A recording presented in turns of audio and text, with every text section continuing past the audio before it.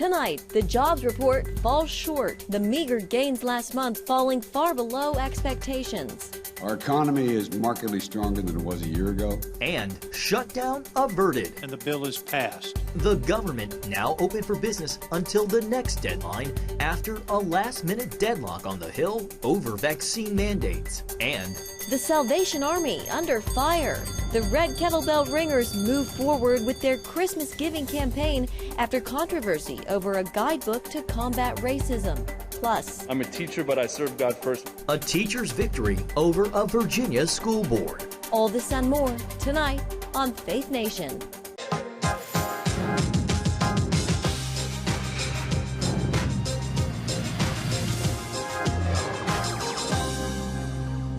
The Biden administration facing another disappointing jobs report. Good evening, I'm Jenna Browder. Welcome to Faith Nation, I'm John Jessup. A lackluster jobs report amid the ongoing pandemic. The U.S. adding just over 210,000 jobs in November. Analysts were expecting more than double that. Even so, analysts say there are plenty of jobs, but not enough workers to fill them. CBN's Brody Carter is here to help break down those numbers in tonight's top story. Brody, a disappointing jobs report. John, Jenna, the statistics are sending mixed signals this holiday season. That's because they show employers hired fewer employees in November than the prior month, yet shows a surge in the number of workers taking jobs. Economists say this ambiguous scenario paints an uncertain economic outlook. So far this year, U.S. jobs have risen each month. Dismal numbers in September rebounded with a threefold gain increase in October, totaling more than 500,000. Economists were hoping for another 500,000 increase in November, although the result of only 210,000 additional jobs dashed those hopes. The biggest problem in the jobs market is a shortage of workers. Trying to inject a positive note, President Biden pointed out growth of a different kind in regard to startups. Applications for new small businesses are up 30% compared to before the pandemic.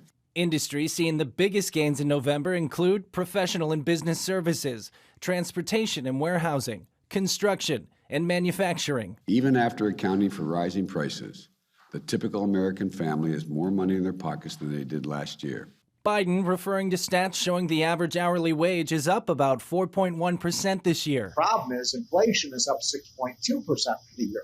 Economist Stephen Moore says the math shows because of rising prices at the pump, pantry, and beyond, the buying power of your paycheck has shrunk. I watched the market this week tumble based upon the management that people have the trust in this president on how to handle it. The disappointing growth comes as coronavirus cases begin to rise in some parts of the country, with the uncertainty of Omicron overshadowing the holidays. I will tell you this for sure, that if you want to ruin the economy, lock down our businesses like we did last year. The number of people working is still down by about 4 million from pre-pandemic levels. The Federal Reserve is concerned Omicron could exacerbate inflation, thereby further hampering the recovery of our economy. John, Jenna, back to you. All right, Brady Carter, thank you. And here with us now, Joel Griffith, Research Fellow with the Roe Institute at the Heritage Foundation. Joel, good to see you tonight. Thank you for coming back on the program. What do you make of these latest job numbers?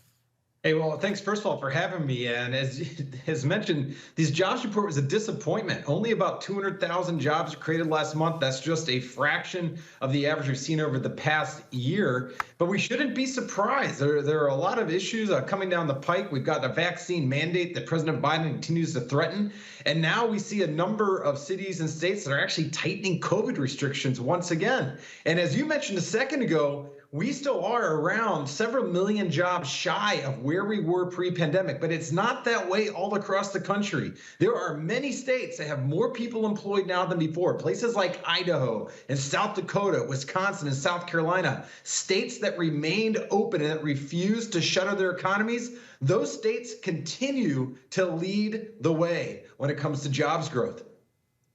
Joel, along those lines, even though there are lackluster gains, there are still a lot of jobs available, as you just said. Can you explain that discrepancy?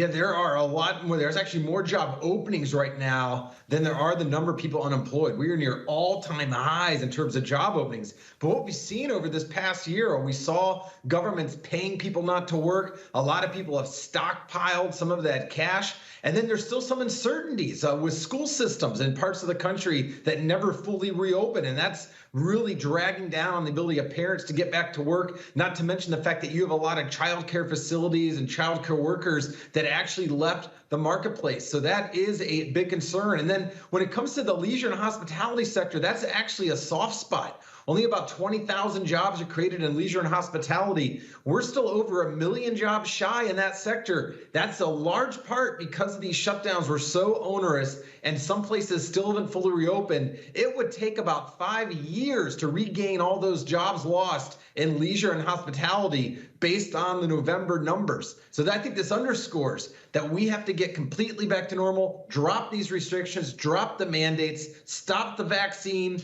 the forced vaccine requirements, and let Americans get back to normal.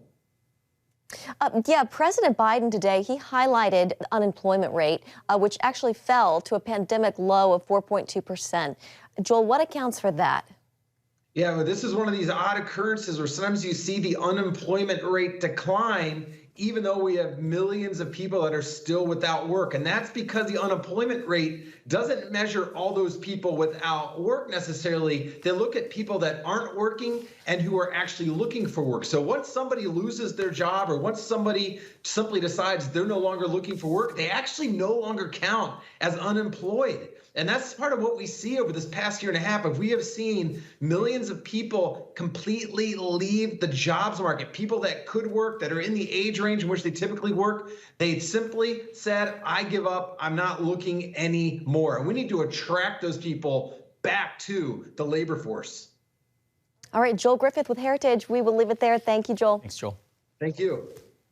Well, with the stroke of the president's pen, the government will keep the lights on into the new year. Funding the government isn't a great achievement.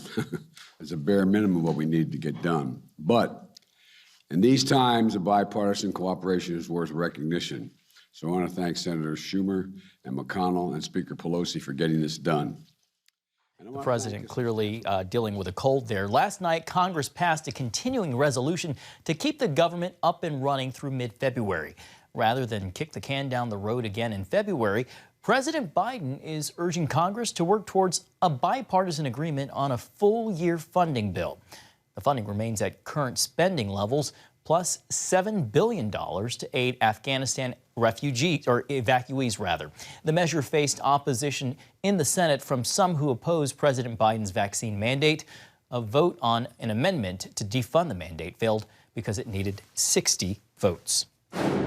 Well, joining us now for our Friday Faith Nation panel, CBN Chief Political Analyst David Brody and Julia Manchester, political reporter at The Hill. Always great to see you guys. David, crisis averted after the Senate passed the short-term funding bill last night. Is this a sign Congress is finally getting along, or is this just a case of neither party wanting to get blamed for the shutdown?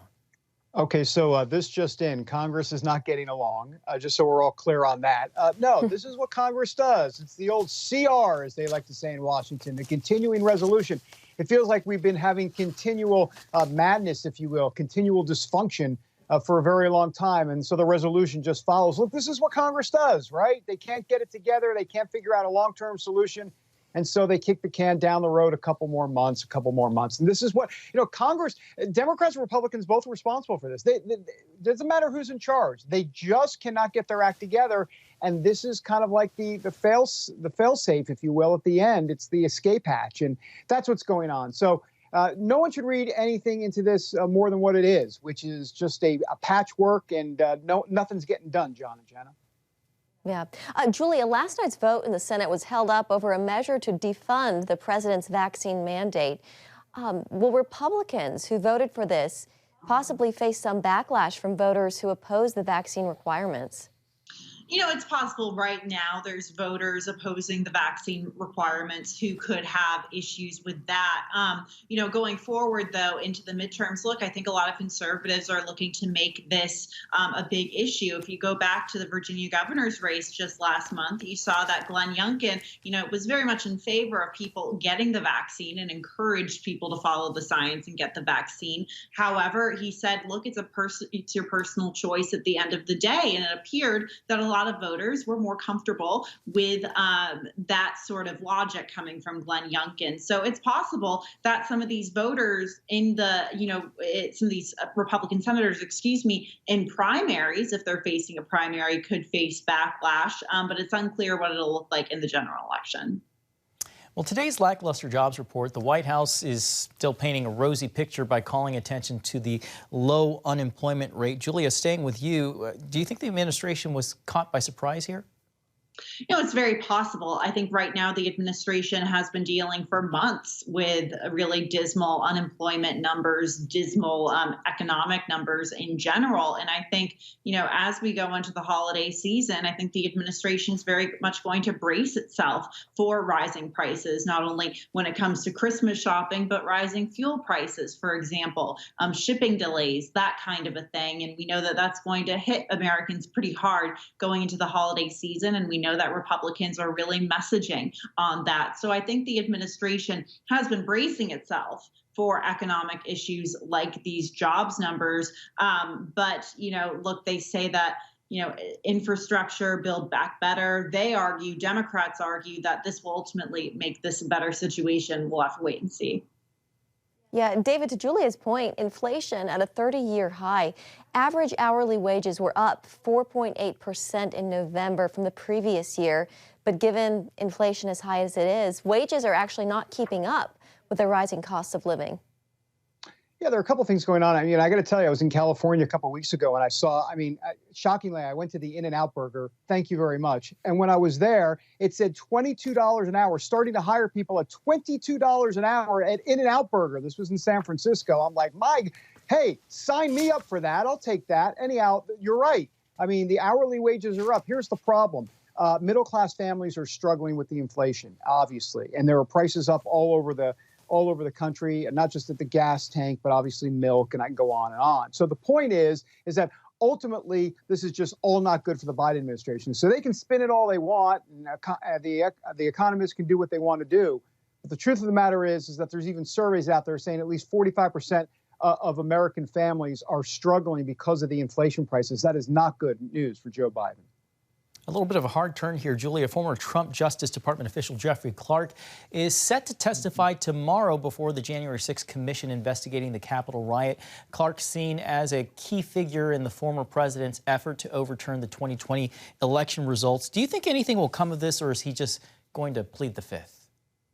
We'll have to see. Look, I think the January 6th commission has shown that it's not willing to take any of this lightly. So it could, spell bad news for Jeffrey Clark. But it's also, he's indicated that he will plead the fifth. So I think a lot of this is up in the air right now. All right, David and Julia, we'll leave it right there. Thank you for joining us this Friday. Have a great weekend. Thank you. You too, guys. Coming up, controversy at the Salvation Army. Why the bell-ringing Red Kettle charity is under fire at the height of the giving season. Tonight, the Salvation Army is trying to move forward with its Christmas campaign after responding to accusations it promoted critical race theory in training material. But some groups like Color Us United want more, pushing for the Salvation Army to apologize for the material and assert, quote, that America is not a racist country. While donors are withdrawing support over the issue, the 156-year-old charity maintains it will not be drawn into a political debate. And joining us now is Salvation Army Commissioner Kenneth Hodder, National Commander of the Salvation Army. Commissioner, thank you so much for making a little time out of your busy day for us today. We'll get to today's Red Kettle Bell Ringing Commanders campaign, but first, let's start by allowing you to respond to the allegations. Commissioner Hodder, does the Salvation Army promote or support the ideas of critical race theory? John, the Salvation Army today is the same Salvation Army that people have known since its inception 156 years ago. We endorse no theory, no philosophy other than that found in the Scriptures. The mission of the Salvation Army is to preach the gospel of Jesus Christ and meet human needs in His name without discrimination. That's never changed, and it's not going to change in the days to come. Commissioner Hodder, I understand the Let's Talk About Racism guide has been removed from the Salvation Army website. Should that be seen as an admission of wrongdoing, or will it be replaced with something different in the future? The Salvation Army normally publishes discussion guides for its people to help prepare them to respond to the issues that they encounter in the world. Clearly, that document was causing confusion amongst our people and externally. We've removed it for review, and we'll put something up in the future that is closely aligned with that mission statement that I referred to earlier. Well, let's talk about the abandoning Salvation Army donors. How big of a deal is that, especially during the Christmas season? And have you been able to at least draw any of them back into a conversation? I think the most important thing to emphasize, John, is that the people we serve are the point of the Christmas Kettle campaign. And whenever there is a drop in that campaign, it impacts people who rely upon the Salvation Army, not only at Christmas, but throughout the year. We are working very hard with our supporters to explain the situation, and we're getting a good response. So we have every hope that the Lord is going to continue to bless the work of the Army and that we'll be able to help millions of people this Christmas. The Salvation Army has positional statements on everything from abortion to pornography to human trafficking and alcohol abuse. You said you won't let this controversy draw you or the Army into a political discussion. Can you explain what you meant by that? What I mean by that is the Salvation Army is not going to take positions on things like CRT. It's not going to take positions on social theories. Once you go down that road, once you are bullied into making statements that are perceived as being on one side of the political spectrum as opposed to another, it's impossible to extricate yourself. Our emphasis is the gospel of Christ. Our focus is to make sure that Christ is seen, that Christ is felt and understood, and we're going to stay right on that message in the days to come. Today, you are participating in the National Commander's Bell Ringing Challenge. I understand the goal is to raise $1 million. How are you and those in the ranks feeling about the effort, and how far can that go to help others in need this season of giving? It makes an enormous difference, and we're feeling very good about it. We have units across the country that are going to be competing against me. I'll be standing in front of a local Walmart store for 4 hours, and during that time, we'll be live streaming the event. I'll be talking with people across the country who are helping us to help others, and we have every confidence it's going to be a big success. In the few seconds that we have left, what are you most looking forward to this Christmas? This Christmas, John, I'm looking forward to celebrating with my family the message of Jesus Christ, born in that manger so long ago. That is the foundation of my life. I've given 33 years as a Salvation Army officer. Indeed, I'm a sixth-generation Salvationist. Wow. So that message of Christmas means a great deal to me, and I'm looking forward to sharing it with my family this year again. Commissioner Ken Hodder, we so appreciate your time with the Salvation Army today. Best wishes on the campaign as well. Thank you so much. Thanks, John, and Merry Christmas to you. Merry Christmas to you. And when we come back, one teacher's victory over a Virginia school board. What that means for educators who want to take a stand.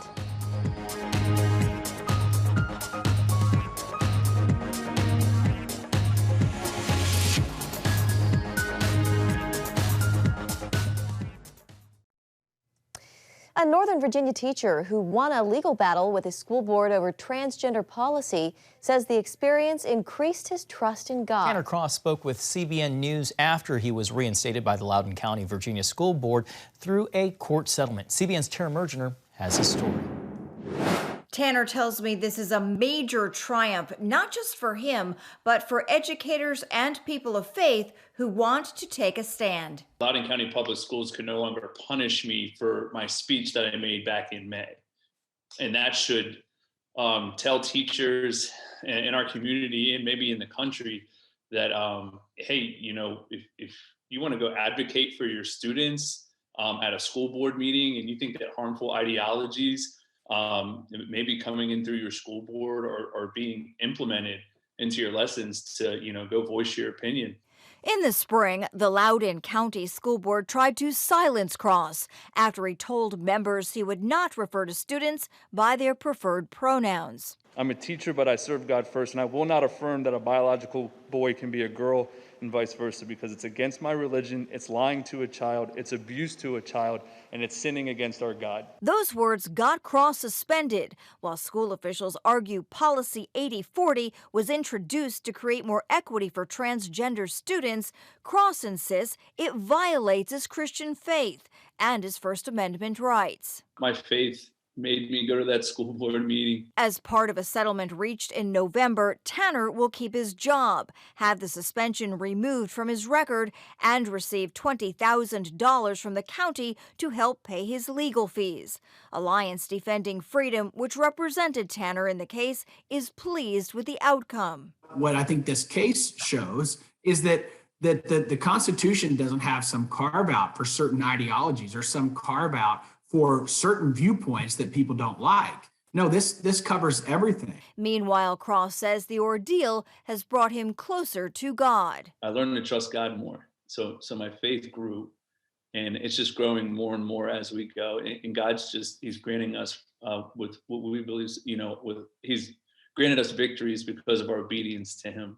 And the court battle isn't over yet. ADF, along with Cross and 2 other Loudoun County teachers, are still suing over Policy 8040, which also allows transgender students to use bathrooms that match their gender identity. In Washington, I'm Tara Mergener, CBN News. All right, thank you, Tara. Coming up, a display of unity. The National Christmas Tree not standing alone. This year's White House lighting ceremony coming up next.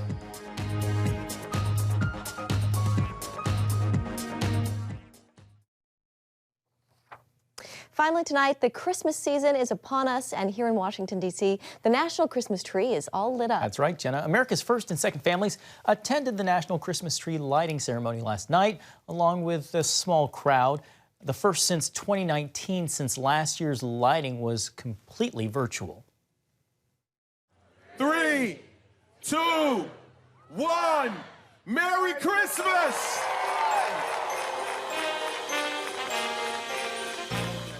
This year's tree from Middleburg, Pennsylvania, is surrounded by smaller trees, each representing a different state. The decorations are also unique and handcrafted by students across the country. Jenna, that's just beautiful, and it gets me in the Christmas spirit. It does. What a beautiful tree. It's always nice to see the first family do that. It's an aged and an old tradition. It's great. And you were just saying your tree is up and ready to go. Yeah, we put our tree up this last weekend. It's not quite that level, but it's pretty. It's very nice. Well, thanks so much for watching Faith Nation. Have a great weekend.